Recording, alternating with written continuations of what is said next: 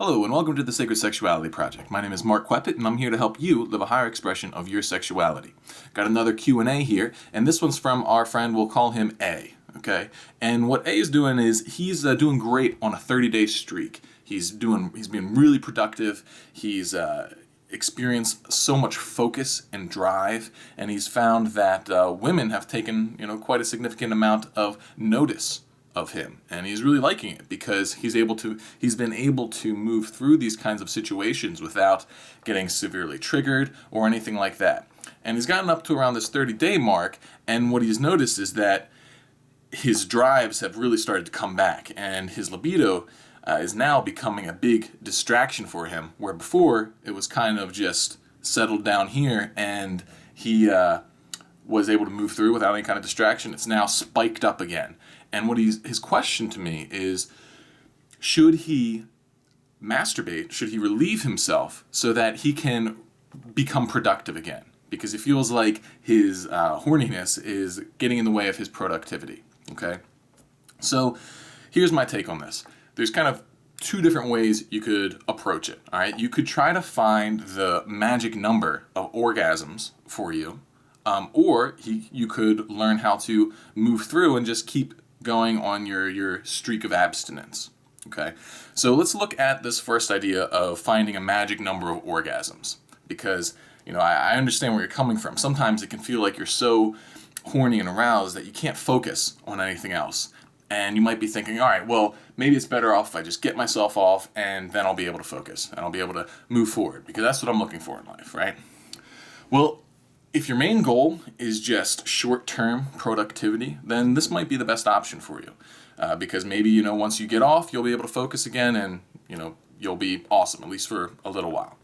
The problem with this is that, well, there's a couple of problems with this. The first is that in that big streak of clarity that you were experiencing for a little while there, that could have actually been in some ways a flat line for you. If you've been using porn for a while and you cut it out, a lot of people, they experience what we call flatline, where their libido kind of drops off because their brain's resetting to a life without this artificial stimulation, and their libido goes way down.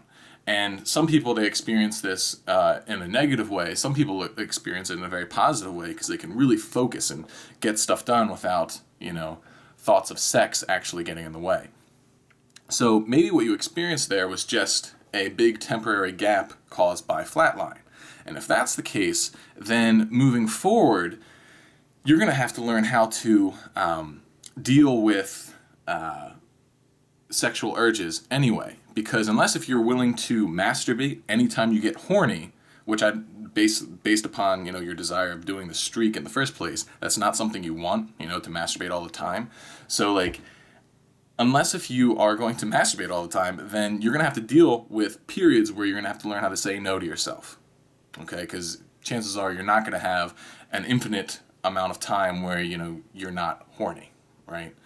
So at this point, it's like, okay, if you're going to say no to yourself sometimes, but then say yes to yourself other times, how do you draw that balance?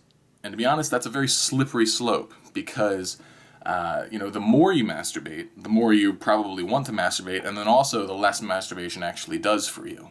So if you keep masturbating, it kind of loses its appeal. It loses its ability to provide this big, massive relief. And at that point, if you want it to, jack up the intensity of your jacking off, you need to seek out a visual aid again, and that leads down that whole path towards porn. So if you want to find your magic number, it's a slippery slope. It actually probably requires more discipline, and then also, I think you end up missing out on some of the big-time benefits. So if you instead decide to push through this discomfort and stick to your abstinence, I think that you get a number of benefits from it.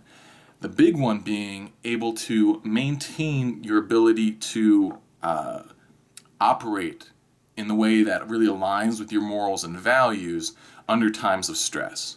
Because if you think about it, being horny is not that big of a deal. It's like a temporary thing. It's not like soul crushing, and it always eventually passes, okay? And if you can learn how to operate and move forward and be productive despite this physical stress that you're experiencing, then this bodes very well for you being able to do the same thing under certain kinds of stress that are much more real and, serious. Because sometimes life's going to throw stuff at you that is far more serious and far more stressful than just, being horny. But by learning how to move forward and be productive with being horny, chances are you'll be able to show up with that same clarity and focus when the big stuff comes along.